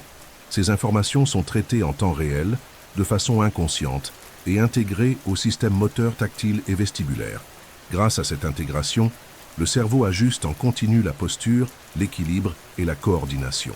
C'est pourquoi nous pouvons courir, sauter ou saisir des objets avec une grande précision, même dans des situations de haute vitesse ou de faible visibilité. Le cervelet, structure située à la base du cerveau, est l'un des principaux responsables du traitement des données proprioceptives. Il agit comme un centre d'ajustement fin, comparant l'intention du mouvement avec ce qui se produit réellement dans le corps et corrigeant instantanément les écarts. Cela rend le corps extrêmement réactif. Par exemple, si nous trébuchons sur une pierre, le pied s'ajuste avant même que nous ayons conscience du déséquilibre. Quand nous sommes sur le point de tomber, les bras se lèvent par réflexe pour protéger le corps. Tout cela dépend de la proprioception en action. De plus, elle fonctionne en synergie avec la vision et l'équilibre. Quand l'un de ces systèmes échoue, les autres tentent de compenser. C'est pourquoi, lorsque nous fermons les yeux en nous tenant debout sur une seule jambe, nous devenons plus instables. Nous perdons l'un des piliers de la coordination sensorielle. En cas de lésion nerveuse, de traumatisme crânien, de neuropathie périphérique ou de maladie dégénérative, la proprioception peut être altérée et le résultat est dévastateur. Les personnes privées de proprioception décrivent la sensation de ne pas savoir où se trouvent leurs membres, comme s'ils étaient déconnectés de leur propre corps. L'un des cas les plus célèbres est celui d'Ian Waterman, un Britannique qui a complètement perdu la proprioception après une infection virale. Sans ce sens, il a dû réapprendre à bouger en observant constamment son corps. Marcher, manger ou écrire exigeait une attention visuelle permanente, car sans proprioception, le corps devient une énigme. Cette condition démontre à quel point nous dépendons d'un sens qui agit dans le silence, mais qui est absolument fondamental pour tout mouvement fluide, équilibré et coordonné. La proprioception est également entraînable. Danseurs, athlètes, acrobates et artistes martiaux développent des niveaux élevés de conscience corporelle grâce à des années de répétition et de raffinement du système proprioceptif. Des exercices comme le pilates, le yoga ou le tai chi renforcent cette conscience, améliorant la posture, la prévention des chutes et le contrôle moteur fin. Les enfants en développement doivent explorer l'espace avec leur corps pour consolider la proprioception. Jouer, grimper, courir, sauter, tout cela construit la carte corporelle interne, qui sera utilisée tout au long de la vie. De la même manière, les personnes âgées qui restent longtemps assises ou avec une mobilité réduite perdent progressivement cette capacité, augmentant le risque de chute. C'est pourquoi les programmes de rééducation proprioceptive sont essentiels en physiothérapie, neurologie et gériatrie. En médecine, de simples tests proprioceptifs, comme demander au patient de toucher son nez les yeux fermés ou de garder l'équilibre les yeux bandés, permettent d'identifier précocement des défaillances neurologiques. En neurosciences contemporaines, les recherches sur la réalité virtuelle et les interfaces cerveau-machine explorent comment la proprioception peut être recréée artificiellement. Un bras robotique, par exemple, ne devient fonctionnel pour un patient amputé que lorsqu'il peut sentir, même artificiellement, où ce bras se trouve et ce qu'il fait. Ce défi est immense, car il exige non seulement un contrôle moteur, mais aussi un retour sensoriel. La reconstruction de la proprioception est la prochaine étape vers l'intégration parfaite entre l'homme et la machine. Sur le plan philosophique et psychologique, la proprioception est considérée comme l'un des fondements de la conscience corporelle de soi. C'est elle qui soutient le sentiment que nous habitons un corps, que nous avons un moi physique situé dans l'espace. Sans elle, nous perdons le sens d'unité, de présence, de limite entre le moi et le monde. C'est pourquoi la proprioception est bien plus qu'un sens technique. Elle est la perception silencieuse du corps comme territoire personnel. Elle est le socle invisible de l'équilibre, de l'action et de l'identité. Le cerveau humain n'est pas une machine rigide aux fonctions figées, mais un système dynamique et adaptable. Lorsqu'un sens échoue, par maladie, traumatisme ou génétique, les autres sens se réorganisent pour compenser la perte. Ce phénomène est appelé neuroplasticité sensorielle, et il redéfinit complètement ce que signifie voir, entendre, toucher ou ressentir. Les personnes aveugles de naissance, par exemple, développent une perception spatiale sophistiquée en utilisant uniquement l'audition et le toucher. Beaucoup pratiquent ce que l'on appelle la écholocation humaine, en produisant des claquements avec la langue et en interprétant l'écho de ces sons pour identifier murs, portes, objets et même la taille des pièces. Le cerveau de ces personnes réutilise le cortex visuel, normalement destiné à la vision, pour traiter les sons et les toucher avec beaucoup plus de précision. C'est comme si le cerveau disait « si les yeux ne fonctionnent pas, j'utiliserai cette zone pour mieux entendre ». Les études de neuroimagerie montrent que, chez les personnes aveugles, les zones visuelles du cerveau s'activent intensément lorsqu'elles lisent le braille, touchent des objets ou entendent des sons spatiaux. Ce redéploiement fonctionnel est possible parce que le cerveau possède un haut degré de plasticité, surtout pendant l'enfance, mais aussi tout au long de la vie. L'inverse se produit également. Les personnes sourdes développent une perception visuelle et tactile amplifiée. Elles perçoivent les micro-expressions faciales avec plus de précision, ressentent des vibrations subtiles à travers le corps et, dans certains cas, ressentent la musique grâce aux pulsations rythmiques et aux résonances vibratoires du sol ou des objets. Les fêtes de sourds utilisent par exemple des haut-parleurs de grande puissance orientés vers le sol, afin que les participants puissent danser en ressentant les battements avec leurs pieds. L'absence d'audition n'empêche pas le corps de vivre le son. Il le traduit par d'autres voies sensorielles. Cette adaptabilité sensorielle n'est pas seulement une curiosité biologique. Elle est la clé de technologies d'assistance innovantes. Des chercheurs ont créé des dispositifs qui traduisent des images visuelles en motifs sonores, appelés systèmes de substitution sensorielle, pour que les personnes aveugles voient à travers le son. Un exemple est le voice, qui transforme des scènes captées par une caméra en paysages sonores interprétables avec de l'entraînement. Avec le temps, les utilisateurs apprennent à distinguer formes, contours, mouvements et même expressions faciales uniquement par le son. Le plus impressionnant est que le cerveau traite ces entrées auditives comme des ou visuels, en activant les régions du cortex occipital. Cela montre que le cerveau se soucie moins du type de stimulus que du schéma et de l'utilité de l'information. Un autre exemple se trouve dans la réhabilitation des patients amputés. Beaucoup souffrent de la douleur du membre fantôme, sensation douloureuse dans un bras ou une jambe qui n'existe plus. Des techniques utilisant miroir, réalité virtuelle et stimulation tactile servent à reconfigurer la carte corporelle du cerveau, réduisant ou éliminant cette douleur. De même, des personnes atteintes de paralysie ou de lésions médulaires utilisent des interfaces cerveau-machine pour contrôler des bras robotiques, des ordinateurs ou même des exosquelettes. Mais le contrôle ne devient naturel que lorsqu'il existe un retour sensoriel, lorsque le cerveau ressent ce qu'il contrôle. C'est pourquoi les chercheurs implantent des capteurs dans les prothèses qui envoient des signaux au système nerveux, restaurant partiellement la sensation de toucher et de mouvement. La neuroplasticité sensorielle a également des implications émotionnelles et cognitives. Les personnes privées d'un sens développent souvent des stratégies mentales complexes pour interagir avec le monde. Elles construisent des cartes internes, des mémoires spatiales, des rythmes corporels et des associations multisensorielles leur permettant de fonctionner de façon indépendante. Cela modifie leur manière d'apprendre, de se souvenir et de s'exprimer. Il existe des écrivains aveugles, des musiciens sourds, des danseurs avec déficience motrice, tous témoignages vivants que le cerveau humain reprogramme ses routes quand c'est nécessaire et que le corps trouve de nouveaux chemins pour exister. Cette plasticité remet en question les limites traditionnelles de la perception et nous oblige à repenser ce que signifie la normalité sensorielle. De plus, la neuroplasticité peut être induite chez toute personne, même sans handicap. Quand nous apprenons un instrument de musique, par exemple, nous créons de nouvelles connexions entre audition, toucher, coordination et émotion. Quand nous pratiquons le yoga, nous augmentons la conscience corporelle et la sensibilité proprioceptive. Quand nous dansons, nous entraînons l'équilibre, le rythme et l'interaction tactile avec l'espace et avec autrui. Le cerveau répond à des stimulations variées par une réorganisation constante. Ainsi, plus nous accumulons d'expériences sensorielles, plus notre perception du monde devient riche et résiliente. Et lorsqu'un sens échoue, les autres ne se contentent pas de compenser. Ils élargissent leurs fonctions. Au final, les cas d'aveugles qui voient par le son ou de sourds qui ressentent la musique nous enseignent que le cerveau est un artiste de l'adaptation. Il ne se limite pas à des cartes fixes ni à des trajectoires uniques. Il se réinvente face aux défis. Il transforme les limites en possibilités.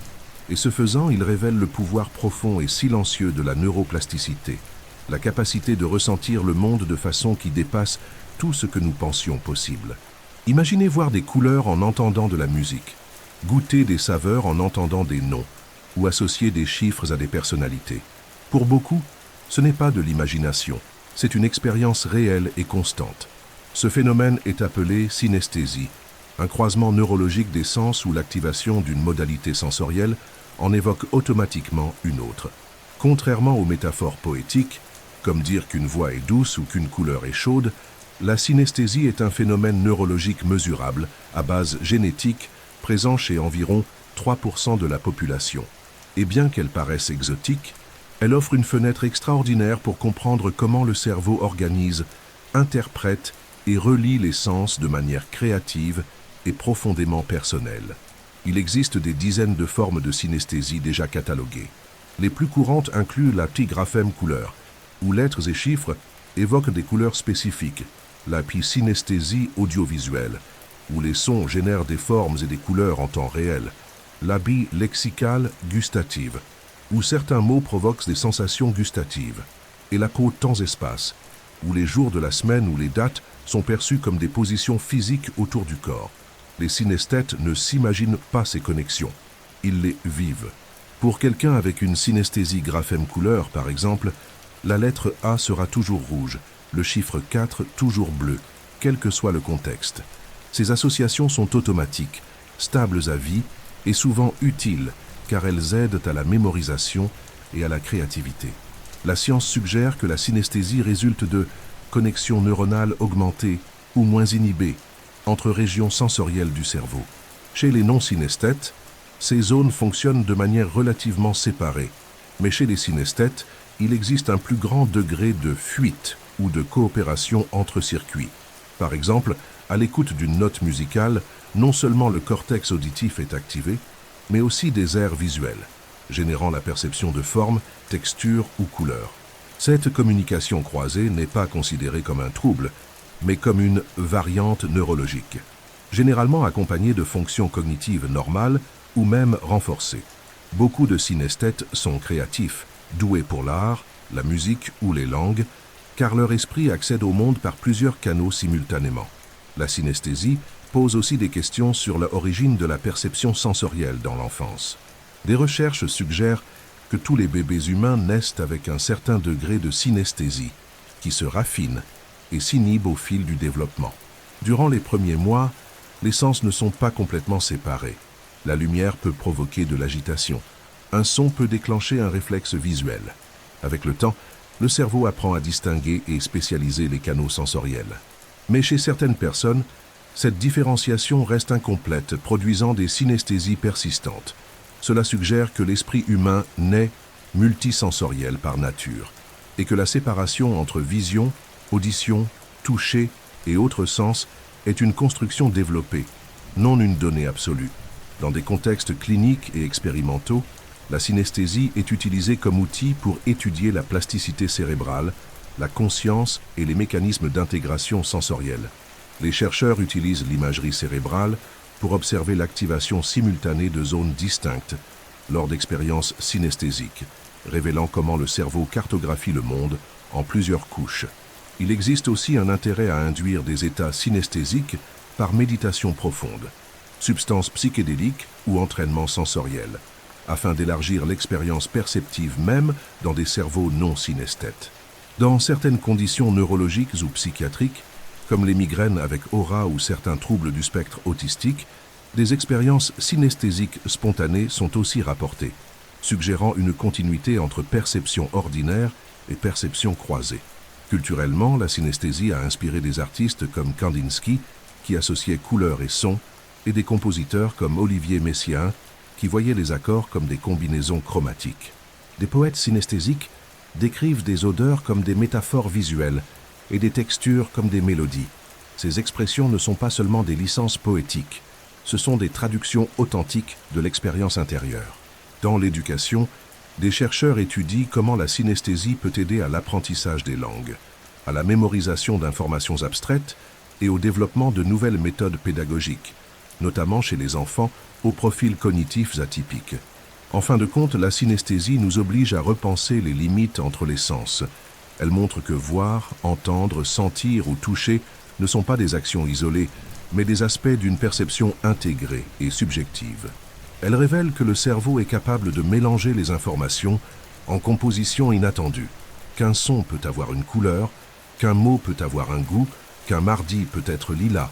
Et peut-être, plus qu'une curiosité neurologique, la synesthésie est-elle un rappel que la réalité, telle que nous la percevons, est une création continue de l'esprit, et que le monde peut être, littéralement, ressenti de plusieurs façons en même temps. L'être humain ne perçoit qu'une petite bande de lumière, entend dans une gamme étroite de fréquences et interprète le monde avec des sens hautement spécialisés, mais limités. En dehors de ce spectre sensoriel, il existe un univers parallèle de perception, accessible uniquement à d'autres animaux. Des sens que nous ne possédons pas ou que nous comprenons à peine révèlent d'autres façons d'être au monde. Les animaux naviguent, chassent, migrent et communiquent en utilisant des mécanismes comme le écholocation, la magnétoréception, la vision ultraviolette, la détection infrarouge, le électroréception et même des capteurs chimiques ultrasensibles. Ce que nous appelons réalité n'est donc qu'un fragment de ce que la nature offre comme possibilité perceptive. Comprendre ces sens animaux revient à ouvrir des fenêtres vers d'autres modes d'existence. Commençons par l'écholocation, l'un des exemples les plus impressionnants de perception active. Les chauves-souris, les dauphins et certains oiseaux nocturnes émettent des sons qui rebondissent sur l'environnement et reviennent sous forme d'échos. En interprétant ces échos, ces animaux construisent une carte tridimensionnelle de l'espace qui les entoure, identifiant obstacles, proies et même de minuscules détails de texture. Chez les dauphins, l'écholocation est si précise qu'ils peuvent distinguer des objets de même taille mais de densité différente, même dans des eaux troubles. Pour leur cerveau, le son est une forme de vision, parfois plus efficace que la lumière. L'écholocation a inspiré des technologies humaines comme le sonar et le radar, mais elle reste bien au-delà de nos capacités biologiques directes. Un autre sens remarquable est la magnétoréception, la capacité de percevoir le champ magnétique terrestre. Cette aptitude est présente chez les tortues marines, les pigeons, les baleines, les saumons et de nombreuses espèces d'oiseaux migrateurs. Ces animaux utilisent le champ magnétique comme un GPS biologique, naviguant sur des milliers de kilomètres avec une précision impressionnante, même sans repère visuel. Bien que le mécanisme exact fasse encore débat, des preuves suggèrent que des protéines appelées cryptochromes, présentes dans les yeux de certains animaux, réagiraient à l'inclinaison et à l'intensité du champ magnétique. D'autres études indiquent que des particules de magnétite, un minéral magnétique trouvé dans les tissus nerveux, agiraient comme capteurs naturels de direction. Quelle que soit la voie, la conclusion est claire. Certaines créatures sentent littéralement le nord, comme si la boussole était en elles. La vision ultraviolette est un autre outil sensoriel hors de notre portée. Les abeilles, les papillons, les rennes, les oiseaux et même certains poissons perçoivent des longueurs d'onde inférieures à 400 nanomètres, l'ultraviolet. Cette capacité leur permet de voir des motifs invisibles pour nous sur les fleurs, de suivre des traces chimiques, de distinguer des prédateurs camouflés ou de détecter des changements dans la neige. Les rennes, par exemple, voient l'urine gelée et les lichens qui réfléchissent les UV, des indices essentiels pour trouver de la nourriture et repérer des loups dans l'Arctique. Les oiseaux Eux utilisent l'UV pour évaluer la santé et la fertilité des partenaires potentiels, car des plumes saines réfléchissent davantage de lumière ultraviolette. Le monde vu par ces animaux est rempli de contrastes et de reflets qui n'existent tout simplement pas pour nous. Il existe aussi des prédateurs thermiques, comme les pitons et les crotales, qui possèdent des capteurs infrarouges MAN autour de la bouche.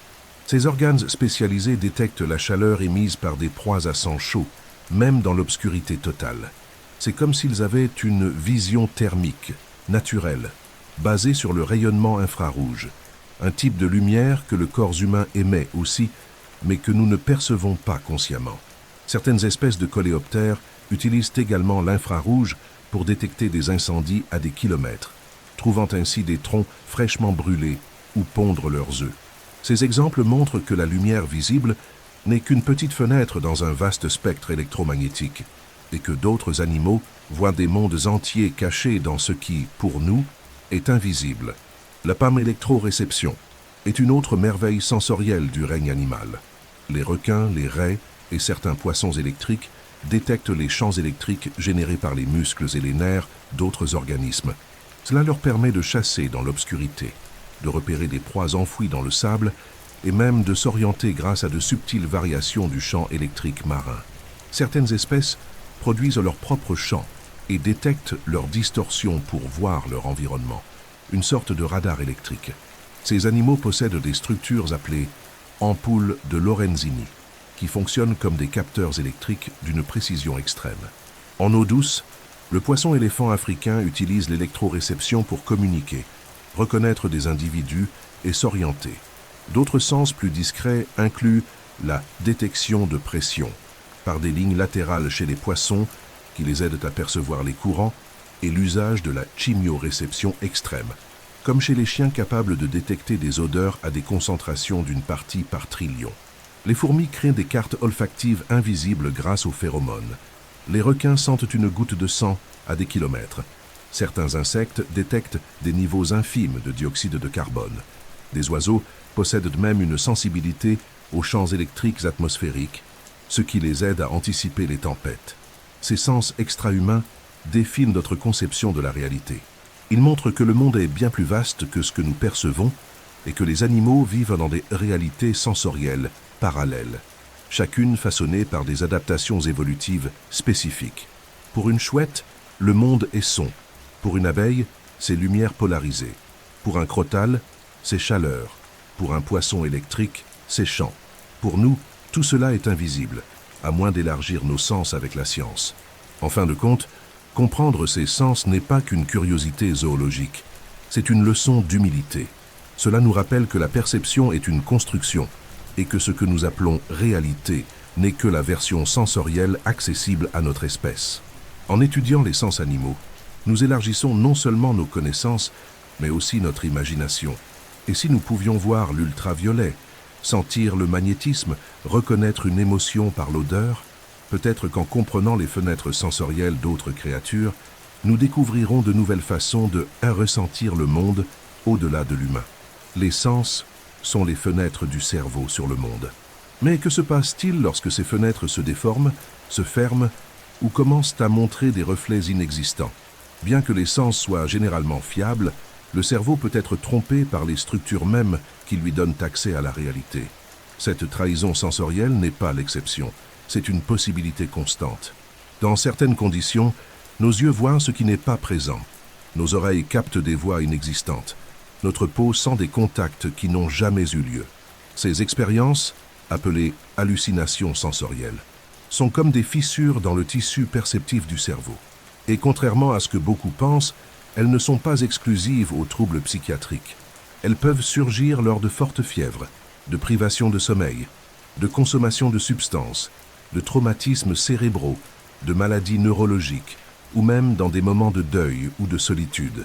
Les hallucinations sont des perceptions vives et involontaires en l'absence de stimulus externe. Elles peuvent être visuelles, silhouettes, lumière, forme, auditives, voix, bruit, musique, tactile, sensation d'insectes sur la peau ou de contact soudain, olfactive, odeur de fumée, de parfum ou de produits chimiques imaginaires, et même gustative. goût de poison ou de métal inexistant. Dans des pathologies comme l'épilepsie du lobe temporal, les patients rapportent des odeurs intenses avant les crises, un signe sensoriel appelé aura. Dans des maladies comme la maladie de Parkinson ou la démence à corps de Lewy, les hallucinations visuelles sont fréquentes, souvent récurrentes, et peuvent impliquer personnes, animaux ou scènes complexes. En psychopathologie, les hallucinations font partie des délires sensoriels, souvent associés à des troubles comme la panschizophrènie. Dans ces cas, l'esprit ne se contente pas de percevoir ce qui n'existe pas, il croit fermement à la réalité de l'expérience. Le cerveau construit des récits pour justifier ses sens corrompus. Une voix n'est pas qu'un son, c'est une entité, un message, une menace. Une vision n'est pas qu'une silhouette, c'est une présence. Ces délires impliquent des zones du cerveau responsables, non seulement de la perception, mais aussi de l'attribution de sens. Idea, comme le cortex préfrontal et le système limbique. Ils montrent que les sens ne fonctionnent pas isolément. Ils font partie d'un écosystème mental incluant émotions, croyances, mémoire et identité. Les hallucinations hypnagogiques, qui surviennent entre veille et sommeil, sont plus courantes qu'on ne le croit. Beaucoup les ont déjà vécues sans connaître leur nom. Entendre quelqu'un appeler, sentir une présence dans la chambre, voir des figures au bord du lit. Ces événements ne signalent pas une pathologie. Ce sont des sous-produits du cerveau en transition entre états de conscience. De même, la privation sensorielle extrême, comme l'isolement dans le silence absolu ou l'obscurité totale, peut générer des hallucinations en quelques heures. Privé de stimulus, le cerveau commence à produire ses propres images et sons, comme s'il cherchait du sens dans le vide. Cela montre que la perception n'est pas seulement réactive, elle est active et constructive. Quand il n'y a pas de données, le cerveau les invente. Les substances psychédéliques, comme le LSD, la psilocybine ou la DMT, provoquent des hallucinations intenses et multiformes. Des couleurs qui bougent, des sons qui se plient, des textures qui respirent, des lumières qui parlent. Ces états modifiés de conscience sont utilisés en thérapie, en spiritualité et en création, mais ils révèlent aussi beaucoup sur la flexibilité du cerveau humain.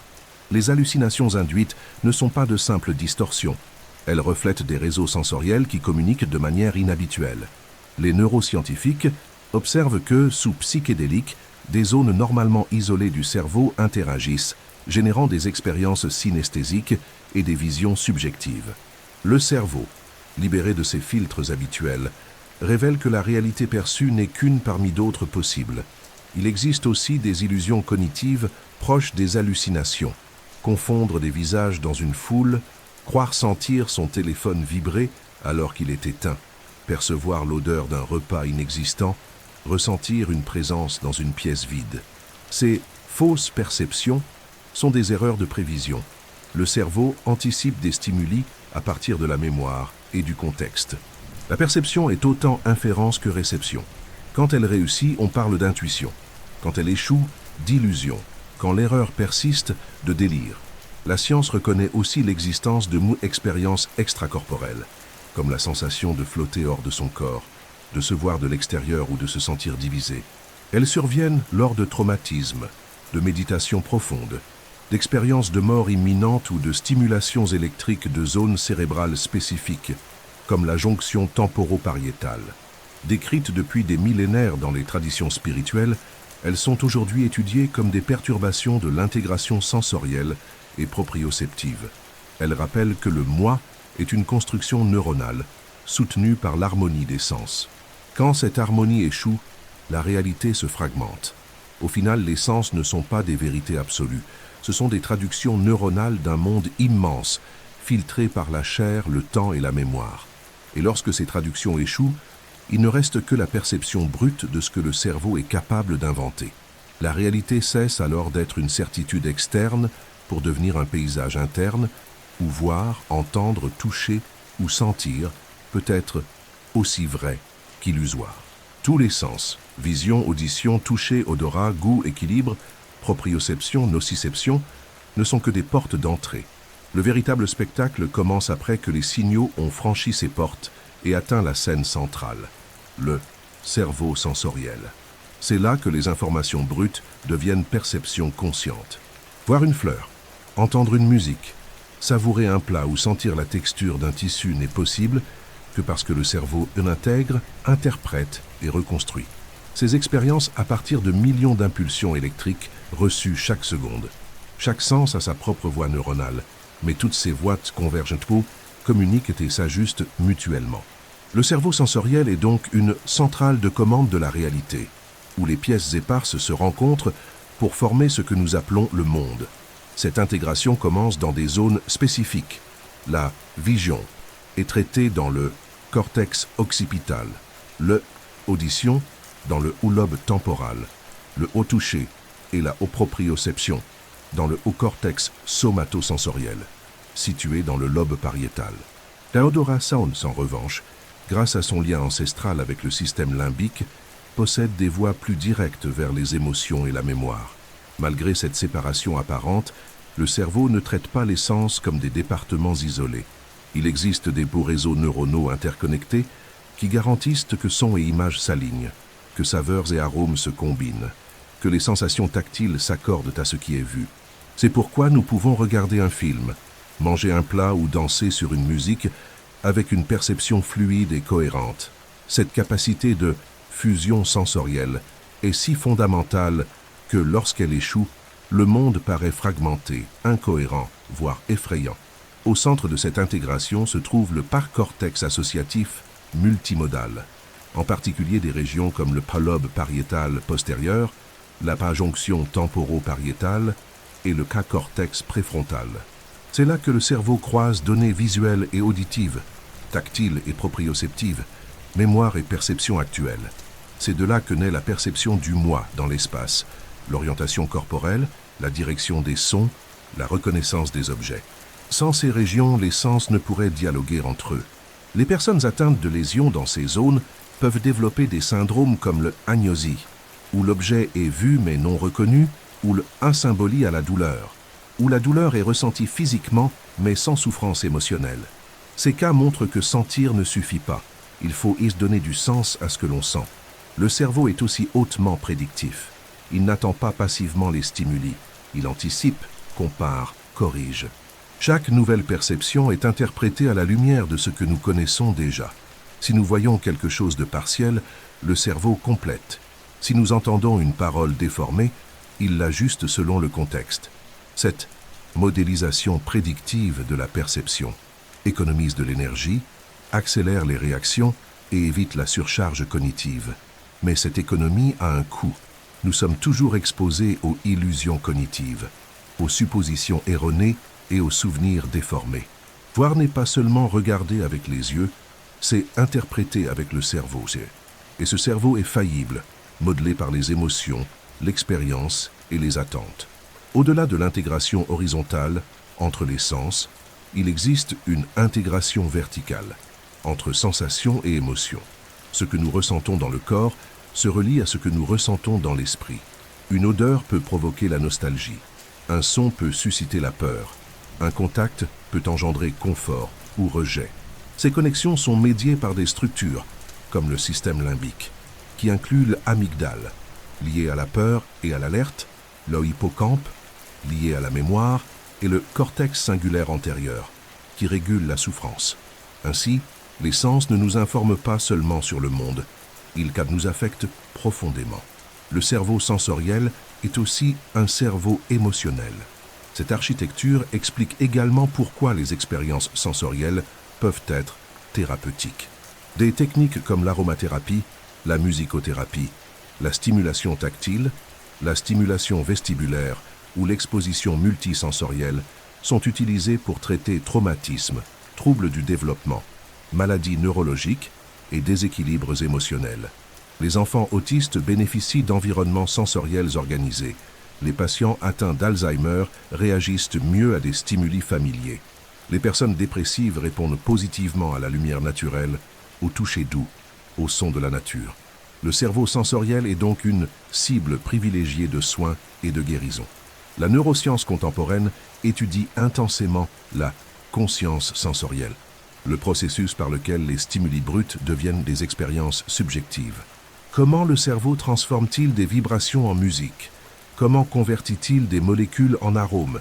Comment construit-il l'illusion d'une image cohérente à partir de millions de points lumineux? Bien que les réponses complètes restent lointaines, nous savons que cela dépend de circuits neuronaux organisés en schémas hautement complexes et dynamiques. La conscience, selon de nombreuses théories, émerge de la synchronie entre multiples régions sensorielles. Quand tout s'aligne, nous sentons que nous sommes ici maintenant dans le monde. Au fond, le cerveau sensoriel est le centre du sentir conscient. Il n'enregistre pas seulement le monde, il le réinvente.